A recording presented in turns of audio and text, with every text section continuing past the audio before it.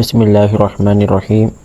अच्छा, इस वीडियो में ना हम लेसन 2 का एक्सरसाइज करेंगे। ठीक है, एक्सरसाइज करने से पहले कुछ ग्रामर कॉन्सेप्ट सीखते हैं। ठीक है, द वर्ड्स ए और an and the are called articles. ठीक है, ए और एन एंड द को हम आर्टिकल कहते हैं। ठीक है, दे कम बिफोर नाउन्स, ये हमेशा नाउन से पहले आते हैं। ठीक है, देयर आर 2 आर्टिकल, हमारे पास 2 किस्म के आर्टिकल्स होते हैं। ठीक है, एक इंडेफिनिट आर्टिकल जिसमें हमारे पास ए और एन आता है। ठीक है, और दूसरे किस्म का आर्टिकल है द, जिसे हम डेफिनेट आर्टिकल कहते हैं। ठीक है, अच्छा, ए और an is called indefinite article. A या एन को हम इनडेफिनेट आर्टिकल कहते हैं। ठीक है, इसे हम इनडेफिनेट आर्टिकल क्यों कहते हैं? Because it usually leaves indefinite the person और थिंग स्पोकन ऑफ। ठीक है, मतलब ये कि जब हम किसी नाउन के साथ इंडेफिनिट आर्टिकल का इस्तेमाल करते हैं तो इंडेफिनिट आर्टिकल उस नाउन का जो मीनिंग है या सेंस है उसे इंडेफिनिट कर देता है, जनरल कर देते हैं। ठीक है, जैसे एक एग्जांपल की तरह समझते हैं, डॉक्टर एक नाउन है, जब मैंने इससे पहले आर्टिकल आ का इस्तेमाल कर लिया है तो डॉक्टर का जो मीनिंग है वो इंडेफिनिट हो गया। मतलब अब इस डॉक्टर से मुराद कोई भी डॉक्टर हो सकता है। ठीक, मतलब अब ये डॉक्टर किसी स्पेसिफिक डॉक्टर को रिप्रेजेंट नहीं कर रहा। अब जब आ डॉक्टर का मतलब है एनी डॉक्टर। ठीक है, अच्छा, the is called definite article, the को हम डेफिनेट आर्टिकल कहते हैं। ठीक है, because it normally points out some particular person or thing.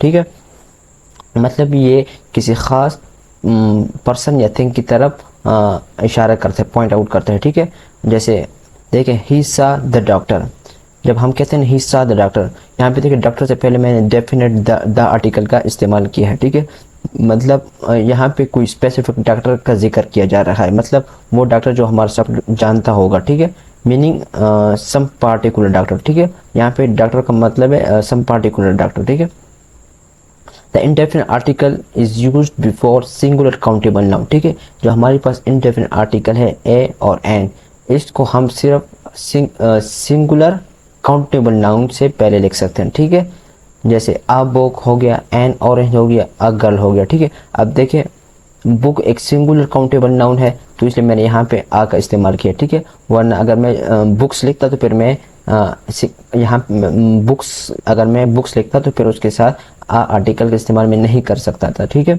N orange, देखिए ये भी एक सिंगुलर काउंटेबल नाउन है, गर्ल भी एक सिंगुलर काउंटेबल नाउन है। ठीक है, मतलब प्लूरल काउंटेबल नाउन के साथ हम आर्टिकल इनडेफिनिट आर्टिकल का इस्तेमाल नहीं कर सकते। ठीक है, अच्छा, the definite article is used before singular countable noun, plural countable noun and uncountable noun. ठीक है, मतलब डेफिनेट आर्टिकल को हम सिंगुलर काउंटेबल नाउन से भी पहले लिख सकते हैं, प्लूरल काउंटेबल नाउन से पहले भी लिख सकते हैं और अनकाउंटेबल नाउन से पहले भी लिख सकते हैं। जैसे बुक है, ये सिंगुलर काउंटेबल नाउन है तो इससे पहले भी हमने द का इस्तेमाल किया। ठीक है, बुक्स एक प्लूरल काउंटेबल नाउन है तो इससे पहले भी हमने द आर्टिकल का इस्तेमाल किया। ठीक है, मिल्क एक अनकाउंटेबल नाउन है तो इससे पहले भी हमने द आर्टिकल का इस्तेमाल किया है। ठीक है, अच्छा, वापस एक्सरसाइज की तरफ जाते हैं। इसका जो पहला सेक्शन है उसमें मैं बताएगी कि आपने जुबानी इन सेंटेंसेस को कन्वर्ट करना है इंग्लिश में। ठीक है, अब देखिए मेरे पास एक कलम है। ठीक है, मेरे पास, आई हैव, आई के साथ हमेशा हम हैव प्रिंसिपल वर्ब का इस्तेमाल करते हैं। ठीक है, एक कलम मतलब अ पेन। ठीक है, अच्छा, हमारे पास 2 तलवारें हैं। ठीक है, अब तलवार को इंग्लिश में हम स्वॉर्ड कहते हैं। ठीक है, स्वॉर्ड। अब देखें यहाँ पे 2 तलवारें हैं तो यहाँ पे मैंने स्वॉर्ड्स लिखना है। ठीक है, स्वॉर्ड का प्लूरल स्वॉर्ड्स है, यहाँ एंड में हम एस डालेंगे। ठीक है, हमारे पास वी है, वी एक प्लूरल प्रोनाउन होता है इसलिए मैंने यहाँ पे हैव प्रिंसिपल वर्ब का इस्तेमाल किया। ठीक है, तुम्हारे पास एक टोपी है, तुम्हारे पास मतलब यू हैव, तुम्हारे के लिए हम इंग्लिश में यू का इस्तेमाल करते हैं। यू हैव अ कैप, एक टोपी मतलब अ कैप, हम इंग्लिश में एक का तर्जुमा आ से करते हैं। ठीक है, अच्छा, अगला एग्जांपल, उसके पास बहुत सी गायें हैं, ही हैज़ मैनी काउस। अच्छा, यहाँ पे मेरे पास उसके गिवन है। ठीक है, तो इसलिए मैंने यहाँ पे ही का इस्तेमाल किया। ठीक है, ही प्रोनाउन का, अगर यहाँ पे उसकी होता तो फिर मैं शी प्रोनाउन का इस्तेमाल करता। ठीक है, अच्छा, ही के साथ हम हैज़ लगाते हैं। ठीक है, ही हैज़ बहुत सी मतलब मैनी, मैनी। ठीक है, यहाँ पे गाय का प्लूरल है तो इसलिए मैंने काउस इस्तेमाल किया। ठीक है, अच्छा, उनके पास एक नई कमीज है, उनके मतलब कई लोग हैं तो मैं दे प्रोनाउन का इस्तेमाल करूंगा। दे के साथ हमेशा हम हैव लगाते हैं, दे हैव, और एक नई कमीज मतलब अ न्यू शर्ट। ठीक है, they have a new shirt. अच्छा, उनके पास तस्वीर ना थी, उनके पास मतलब दे प्रोनाउन का मैं इस्तेमाल करूँगा, कई लोग हैं दे। अच्छा, ये पास्ट टेंस है थे, ठीक है। तो मैं यहाँ पे डिड का इस्तेमाल करूँ, नेगेटिव सेंटेंस है तो इसलिए मैं यहाँ पे डिड का इस्तेमाल करूँ। They did not have pictures, ठीक है। They did not have pictures. इसका अल्टरनेट ट्रांसलेशन मैं इस तरह भी कर सकता हूँ, दे हैड नो पिक्चर्स, ठीक है, दे हैड नो पिक्चर्स। अच्छा, अगला है, क्या जमील के पास एक नाशपाती थी, ठीक है। क्या जमील, ये क्वेश्चन सेंटेंस, इसमें मैं प्रिंसिपल वर्ब को सब्जेक्ट से पहले लिखूंगा, ठीक है। अच्छा, हैड जमील, जैसे यहाँ पे मैंने प्रिंसिपल वर्ब को सब्जेक्ट से पहले लिखा है, हैड जमील अपेयर, एक नाशपाती अपेयर, ठीक है। इसका अल्टरनेट ट्रांसलेशन मैं इस तरह भी कर सकता हूँ, डिड जमील हैज अपेयर, ठीक है। अच्छा, अगला है, क्या दर्जी के पास एक सुई थी, क्या ये भी क्वेश्चन सेंटेंस है, इसमें भी मैं प्रिंसिपल वर्ब को सब्जेक्ट से पहले लिखूंगा, ठीक है। Had the tailor a needle, had the tailor a needle, एक सुई मतलब अ नीडल, ठीक है। अच्छा, बच्चों के पास आम न थे, बच्चों के पास आम न थे। अच्छा, यहाँ पे मैं किसी खास बच्चों की तरफ के बारे में बात कर रहा हूँ, ठीक है। तो मैंने इस चिल्ड्रन से पहले द जरूर लगाऊंगा, ठीक है। बच्चों के पास आम न थे, ये एक पास्ट टेंस है तो इसलिए मैंने यहाँ पे हैड का इस्तेमाल किया, और हैड के फौरन बाद मैंने नो का इस्तेमाल किया और फिर मैंगोस, ठीक है। इसका अल्टरनेट ट्रांसलेशन मैं इस तरह भी कर सकता हूँ, the children did not have any mangoes, ठीक है, did not have any mangoes. अच्छा, क्या इस स्कूल का बगीचा ना था, ये भी क्वेश्चन सेंटेंस है, इसमें मैं प्रिंसिपल वर्ब को सब्जेक्ट से पहले लिखूंगा, ठीक है। क्या, तो हैड दिस स्कूल, स्कूल मतलब स्कूल को हम इंग्लिश में दिस स्कूल कहेंगे, ठीक है। स्कूल नॉट एनी गार्डन, ठीक है। इसका अल्टरनेट ट्रांसलेशन में इस तरह भी कर सकता हूँ, did this school has not, ठीक है, ठीक है। अच्छा, अब इस एक्सरसाइज का जो दूसरा सेक्शन है उसकी तरफ जाते हैं, जिसमें हमें बताया गया है कि आपने रिटर्न फॉर्म में इनको ट्रांसलेट करना है इंग्लिश में, ठीक है। अच्छा, पहला सेंटेंस है, किसान के पास एक सफ़ेद घोड़ा है। किसान, यहाँ पे मैं एक ख़ास फार्मर की तरफ के बारे में बात कर रहा हूँ, स्पेसिफिक फार्मर के बारे में। तो मैं यहाँ पे फार्मर से पहले द आर्टिकल का इस्तेमाल करूँगा। द फार्मर, फार्मर एक सिंगुलर नाउन है तो मैं हैज़ का इस्तेमाल करूँगा। द फार्मर हैज़ एक सफ़ेद घोड़ा, अ वाइट हॉर्स, ठीक है। अच्छा, मैं नई किताबें रखता हूँ, ठीक है। मैं के लिए मैं आई का इस्तेमाल करूँगा, और आई के बाद हम हमेशा हैव इस्तेमाल करते हैं, ठीक है। आई हैव नई किताबें, न्यू बुक्स, ठीक है, I have new books. Lahore में कई कॉलेज हैं, ठीक है, प्लूरल है तो। अच्छा, लाहौर एक सिटी का नाम है तो सिटी से पहले हम आर्टिकल का इस्तेमाल नहीं करते, ठीक है। लाहौर एक सिंगुलर नाउन होती है इसलिए मैं हैज़ का इस्तेमाल करूँगा। लाहौर हैज़ कई कॉलेज मतलब सेवरल कॉलेजेस, ठीक है। Lahore has several colleges. अच्छा, क्या दर्जी के पास धागा है, ये भी क्वेश्चन सेंटेंस है, ठीक है। तो इसमें भी मैं प्रिंसिपल वर्ब को सब्जेक्ट से पहले लिखूंगा, ठीक है। हैज़ द टेलर, यहाँ पे हैज़ मैंने इसलिए इस्तेमाल किया है क्योंकि मेरा यहाँ पे सब्जेक्ट सिंगुलर नाउन है। Has the tailor any thread, ठीक है। हैज़ द टेलर, इसका अल्टरनेट ट्रांसलेशन मैं इस तरह भी कर सकता हूँ, does the tailor has any thread. अगला एग्जाम्पल, उनके पास एक बड़ी इमारत है, ठीक है। उनके के लिए हमें दे का इस्तेमाल करूंगा, दे प्रोनाउन, ठीक है। दे के साथ हम हैव प्रिंसिपल वर्ब इस्तेमाल करते हैं। दे हैव एक बड़ी इमारत मतलब अ बिग बिल्डिंग, ठीक है। They have a big building, उनके पास एक बड़ी इमारत है, ठीक है। अच्छा, अगला एग्जाम्पल, नसीमा के पास एक खुशनुमा रुमाल है। नसीमा, ठीक है, नसीमा एक सिंगुलर नाउन है तो इसके साथ मैं हैज़ का इस्तेमाल करूंगा, ठीक है। नसीमा हैज़ ए खुशनुमा रुमाल, अ ब्यूटीफुल हैंड करचीफ, हम रुमाल को इंग्लिश में हैंड करचीफ कहते हैं, ठीक है। Nasima has a beautiful handkerchief, ठीक है। अच्छा, मुसाफिर के पास बहुत सी खुराक थी, ये पास्ट टेंस है, ठीक है। द ट्रैवलर, ठीक है, द ट्रैवलर, ट्रैवलर एक मैं यहाँ पे ख़ास मतलब स्पेसिफिक ट्रैवलर के बारे में बात कर रहा हूँ इसलिए मैंने द आर्टिकल का इस्तेमाल किया है, ठीक है। पास्ट टेंस है इसलिए मैंने हैड का इस्तेमाल किया है। और बहुत सी खुराक मतलब अ लॉट ऑफ फूड। यहाँ पे मैं मैनी फूड इस्तेमाल नहीं कर सकता। देखिए ये जो फूड है ये असल में अनकाउंटेबल नाउन है, ठीक है। तो अनकाउंटेबल नाउन से पहले मैं मैनी इस्तेमाल नहीं करूँगा, मैं अ लॉट ऑफ इस्तेमाल करूँगा, ठीक है। अच्छा, बोतल में शहद न था, ठीक है। The bottle had no honey, ठीक है। या मैं इस तरह भी कह सकता हूँ the bottle had not any Honey, ठीक है। अच्छा, ये एक स्पेसिफिक बोतल है तो इसलिए मैंने यहाँ पे द आर्टिकल का इस्तेमाल किया, ठीक है। अच्छा, the bottle had no honey या नॉट एनी हनी, ठीक है, दोनों ठीक है। शिकारी के पास बहुत से कुत्ते न थे।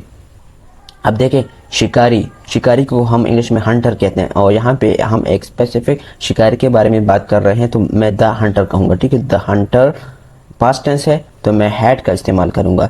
द हंटर हैड, कुत्ते न थे, नॉट मैनी हाउंड्स, मतलब बहुत से कुत्ते न थे। शिकारी कुत्ते को हम इंग्लिश में हाउंड कहेंगे, ठीक है। अच्छा, उस्ताद साहिब के पास बहुत से कैमरे हैं। The teacher has many cameras, ठीक है। अच्छा, ये यहाँ पे हम एक स्पेसिफिक टीचर के बारे में बात कर रहे हैं तो मैं द टीचर कहूँगा, ठीक है। और टीचर एक सिंगुलर नाउन है तो मैं हैज़ प्रिंसिपल वर्ब का इस्तेमाल करूँगा, ठीक है। अच्छा, अगला एग्जाम्पल है, चिट्टी रिसान के पास खतूत न थे। चिट्टी रिसान, चिट्टी रिसान को हम इंग्लिश में पोस्टमैन कहते हैं, ठीक है। यहाँ पे हम एक स्पेसिफिक पोस्टमैन के बारे में बात कर रहे हैं तो मैं द का आर्टिकल इस्तेमाल करूँगा, ठीक है। खतूत न थे, पास्ट टेंस है तो मैं हैड नो लेटर्स यहाँ पे मैंने लिखा है, ठीक है। मैं इस तरह भी लिख सकता हूँ the postman had not any letters, ठीक है, दोनों ठीक है। अच्छा, टोकरी में फल और सब्जियाँ थी, ठीक है। टोकरी, द बास्केट थी, मतलब पास्ट टेंस है तो मैं हैड का इस्तेमाल करूँगा। द बास्केट हैड फल और सब्जियाँ थी ना, the basket had fruits and vegetables, ठीक है। अच्छा, क्या तुम्हारी बहन एक गुड़िया रखती थी, ये पास्ट टेंस है और क्वेश्चन सेंटेंस है तो मैं डिड को सेंटेंस, डिड का इस्तेमाल करूंगा क्वेश्चन सेंटेंस बनाने के लिए, ठीक है। Did your sister has a doll, ठीक है। या फिर मैं इस तरह भी लिख सकता हूँ had your sister a doll, had your sister a doll, दोनों ठीक है, ठीक है। अच्छा, लालची कुत्ते के पास गोश्त का एक टुकड़ा था। लालची कुत्ता, द ग्रेडी डॉग, ठीक है। यहाँ पे हम स्पेसिफिक कुत्ते के बारे में बात कर रहे हैं तो इसलिए मैंने द आर्टिकल का इस्तेमाल किया। द ग्रेडी डॉग, गोश्त का एक टुकड़ा था। Had a piece of meat, ठीक है, had a piece of meat. मैं खरगोश नहीं रखता, मैं खरगोश नहीं रखता, ठीक है। तो आई, मैं के लिए आई इस्तेमाल करूँगा, मतलब मेरे पास खरगोश नहीं है, इसका मतलब ये है, ये प्रेजेंट टेंस है, ठीक है।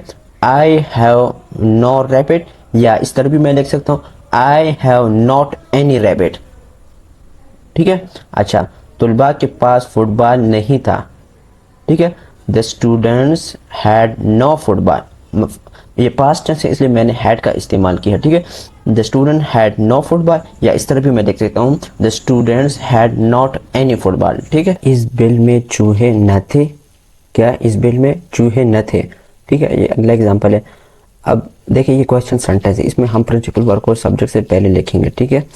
हैड दिस होल, यहाँ पे हैड मैंने इसलिए इस्तेमाल किया है क्योंकि ये पास्ट टेंस है, ठीक है। हैड दिस होल, इस बिल मतलब दिस होल, नेगेटिव सेंटेंस है तो मैं फौरन फिर लिखूंगा नॉट एनी रेट्स, या इस तरह भी मैं लिख सकता हूँ had this hole no rats, ठीक है। जब मैं नो लगाऊंगा तो फिर मैं उसके साथ एनी नहीं लगा सकता, ठीक है। अच्छा, गाय की दुम लंबी न थी। अब एक खास गाय की तरफ, एक खास गाय के बारे में बात किया जा रहा है तो द काउ में लगाऊंगा, ठीक है। काउ के साथ द आर्टिकल का इस्तेमाल करूंगा।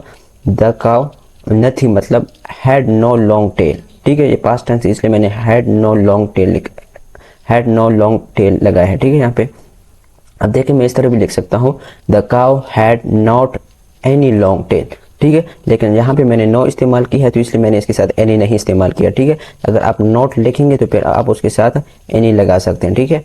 अच्छा, क्या उनके पास गर्म कपड़े न थे, ये भी क्वेश्चन सेंटेंस, इसमें मैं प्रिंसिपल वर्ब को सब्जेक्ट से पहले लिखूंगा, ठीक है।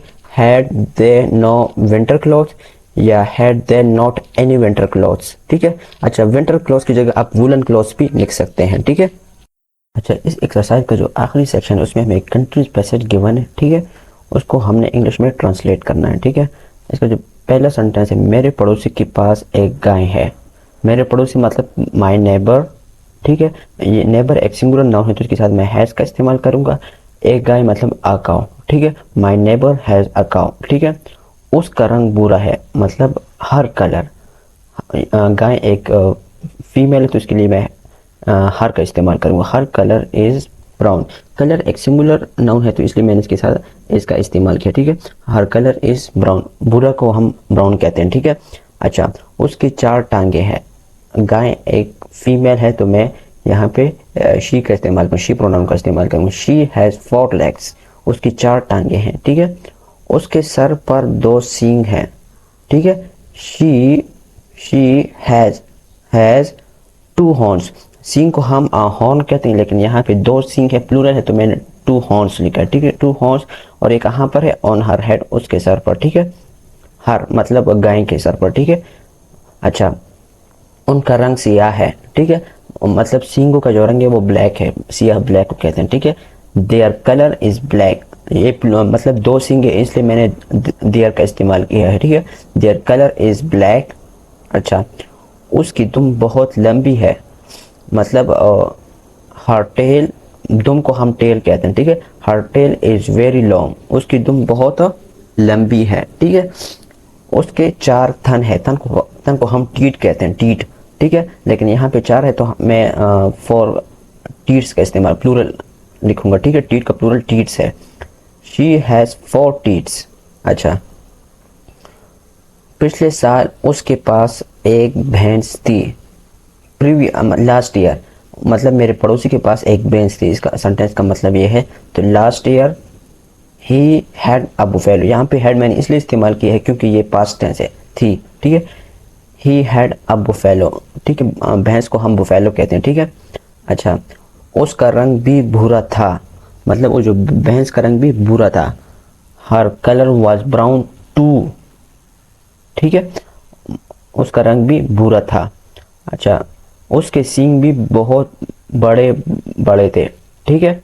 हर हॉर्न्स, सींग को हम हॉर्न कहते हैं, उसके सींग भी बहुत बड़े बड़े थे ना, तो her horns were also very long. ये पास्ट टेंस है इसलिए मैंने वर का इस्तेमाल किया है, और मैंने प्लूरल वर्ब का इस्तेमाल किया है क्योंकि यहाँ पे मेरा सब्जेक्ट प्लूरल है, हॉर्न्स, ठीक है।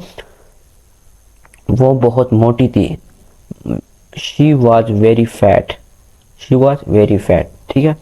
उसकी कीमत 1200 रुपये थी, 1200, मतलब हर प्राइस वाज 1200 रुपीज़, 1200 रुपीज़, ठीक है। ये भी पास्ट टेंस है तो इसलिए मैंने यहाँ पे वाज का इस्तेमाल किया है, और मैंने सिंगुलर वर्ब का इस्तेमाल किया है क्योंकि मेरा सब नाउन एक सिंगुलर नाउन है, ठीक है। उस गाय का एक बच्चा भी है, ठीक है। उस गाय को इंग्लिश में हम दैट काउ कहेंगे। That cow also has a calf, गाय के बच्चे को हम काफ कहते हैं, ठीक है।